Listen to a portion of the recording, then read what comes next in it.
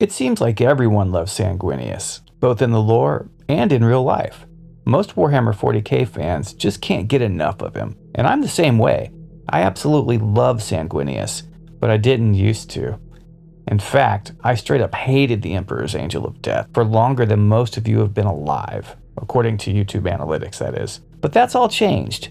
A good friend of mine passed away, and he was a Blood Angels player way back in 3rd and 4th editions. In fact, he's the last person I played a game of Warhammer 40K with. So I painted an army in his honor when 9th came out, and I fell in love with the lore. I got every Blood Angels audiobook I could get my hands on and listened to them while I worked on the army. And by the end of my binge, I was a fully converted Sanguinius fan. I am now a true believer and see the light. I think it was all the early artwork with his hair and those curly locks. It looked like an old Looney Tunes cartoon to me. That and the gems in his armor, the heart-shaped one, I just wasn't feeling it. Okay, so with all that heresy out of the way, let's get into what it is exactly that makes the Primarch so awesome, and why he should never, ever, under any circumstances whatsoever, come back to the setting. But he will. You know how GW loves money.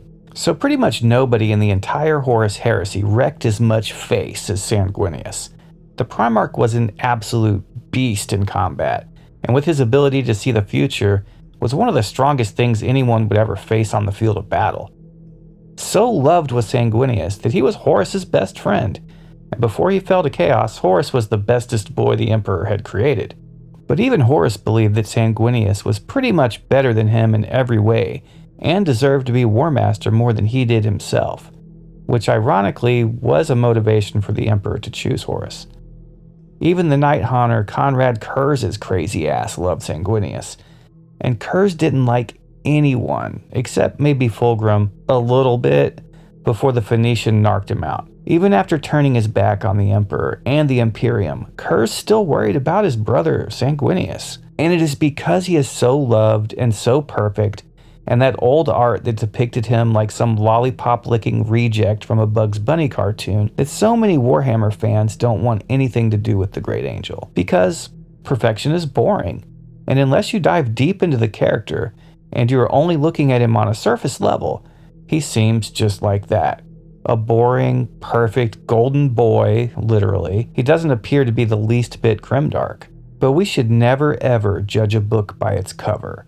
And when we look under the hood, we see a maniacal, bestial, barely holding on vampiric monster that will fuck your shit up and wreck your whole crew. I don't care who you are. I mean, this guy would spit right in the face of Khorne himself and just be like, what? But none of these things are really what defines Sanguinius and what his real place is in the setting of Warhammer 40K. What he represents in the lore is loyalty, honor, and duty, even in the face of death. Ultimate sacrifice for the greater good. Sanguinius faced the galaxy's ultimate horror on every level. Nobody of any sort of Terran origin, human, space marine, custodian, Primarch, hell, even the Emperor himself, had ever been anywhere near as powerful as Horus was when he slew Sanguinius.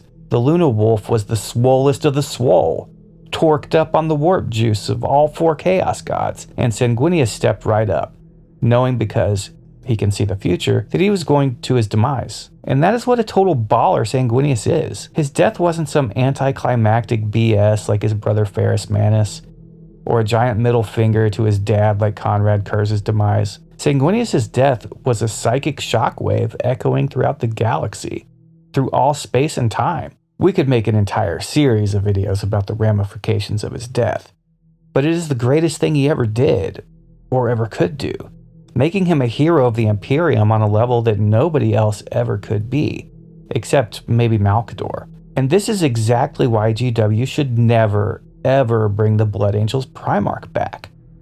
His sacrifice means so much to the lore that to give him a new body, to bring him back to life in some way, would diminish the tragedy of his loss and his sacrifice to the point where it would be essentially meaningless. And I would be the first person to buy the model if they did, even though I feel this way. It would be gorgeous, I'm sure, and absolutely destroy on the tabletop for certain. But it would literally ruin everything about the Primarch. And it took me so many years to finally come to terms with the fact that he's so awesome. The Blood Angel's entire identity is pretty much defined by their insane fits of rage and absolutely rabid freakouts where they turn on friend and foe alike. The black rage, which overwhelms them to the point where the only thing left to do with Marines afflicted by it is point them at the enemy and let them go to town, because they are all hallucinating the death of their Primarch over and over. One of the saddest and most tragic things in Warhammer 40K lore. But this would be entirely overshadowed and completely diminished if they returned Sanguinius to us. What his sons go through, literally their most defining trait, would be rendered obsolete. It is almost as if Games Workshop are approaching this Primarch and his loss with the reverence of the sacred, which is indeed the treatment he needs. But with so many rumors that swirl around about Primarch returns, Sanguinius' name comes up a lot. And to me, that's just not cool. Now we'll get to all the amazing feats, battles, interactions, and other lore behind Sanguinius and his effect on the Great Crusade and the Horus Heresy in a future video. They certainly deserve it. But I thought it was important to address the issue of the significance of his sacrifice in its own discussion. But here's where we dive into some rumor rabbit holes, and while they aren't really that deep and they've been around for a while, with the Blood Angels models dropping this Saturday, we need to talk about the Sanguinor. People are certainly talking about the Sanguinor being a warp echo, or possibly even a loyalist demon like Saint Celestine, but that it is Sanguinius' spirit. And while I get that, he certainly did some things that were worthy of sainthood, I don't think this is the case. The Sanguinor is not really on the power level of a Primarch, not in any way. Certainly not on the tabletop. Now, maybe it is just an echo of Sanguinius' essence, a piece of his soul that is somehow able to manifest in the physical universe, but I'm just not feeling this. Mephiston spoke of a being in the warp that seemed very, very much to be the soul of Sanguinius,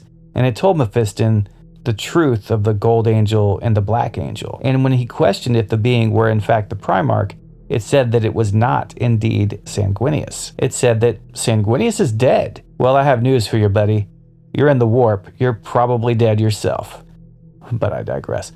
Dante and Mephiston both feel that an echo of the Great Angel still exists in the warp, and Games Workshop would not go out of their way to make that known after all these years if they weren't paving the way for the possibility of the Blood Angel's Primarch's return. Whether they do it or not, this provides an open door for them to do whatever they want. If they ever do decide to call him forth from the warp, that is the perfect explanation of how his soul still exists and is already interacting with his sons as he did with Mephiston. Now, as I said before, I binged the Blood Angel stuff from Black Library.